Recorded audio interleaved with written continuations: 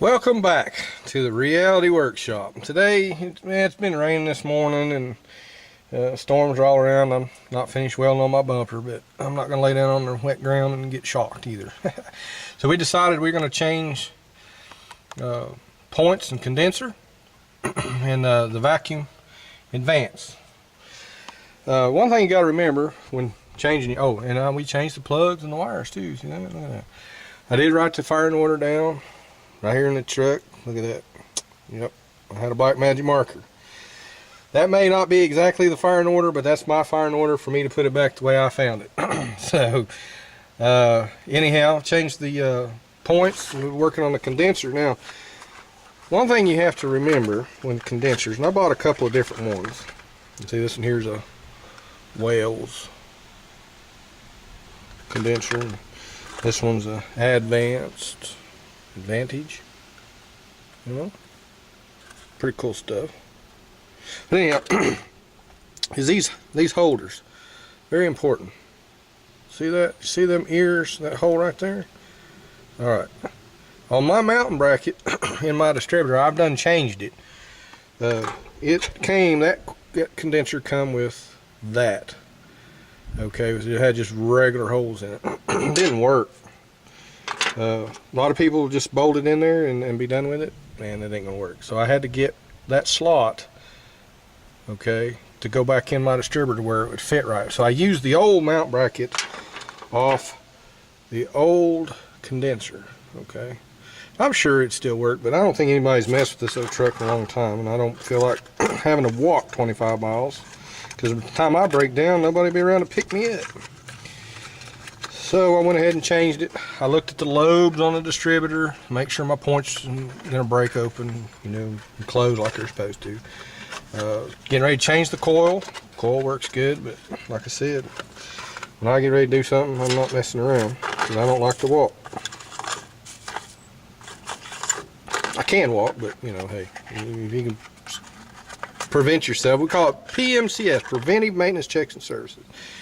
So there's my new set of points. They gap at 16 thousandths. You usually set them by dwell, but there's no window in my distributor, so I can put a dwell meter on it. My distributor cap, I even put a number 1 there so I can start wiring. But interesting part here is, I don't know if you can see that or not. Can you see that? Can you see it? What does that say? Come on. What does that say? Made in USA. Believe that? These are overstock parts from someplace. You know, I ordered them through a website that had them pretty reasonable. Look here, look here. Standard. Look, I hadn't seen standard parts in years. I used to when I was a kid. We used to pick them up, but standard. Man, that makes me proud. I like standard parts. Wells okay too, you know. But anyhow, here's some of the plug wires. I gotta pick them up. Anyway, look at here, another standard. Look at that, ain't that cool? Let me get that up here where you can see that. Standard.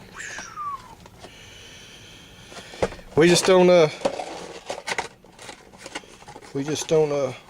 you know, find these kind of parts anymore because they're so darned expensive, I guess. But AutoZone, Advance, O'Reilly's, they pick all the other junk. But anyhow, I changed this vacuum advance, okay, because it pulls vacuum on the distributor, and it pulls your time. And you see that 4.4, was that a 9?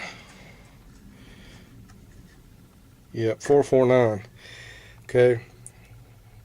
The other one's a 335. A little bit of a difference in it, and it has to do with pulling the vacuum, I believe. Don't quote me on it, but I'm pretty sure.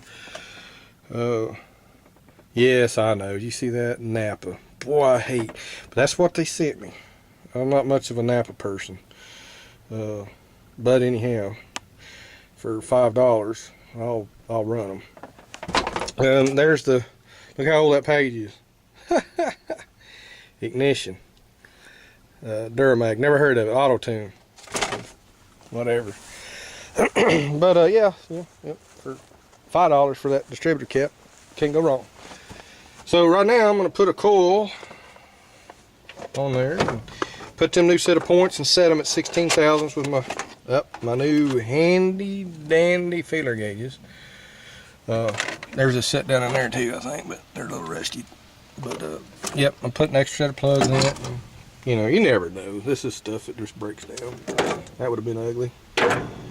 This rotor button was one that was under it. It wasn't too bad. And it too was made in USA. Wow. Man, I didn't know America could make anything anymore. But anyhow, I'll be back when I get all this done and we'll see if it'll run.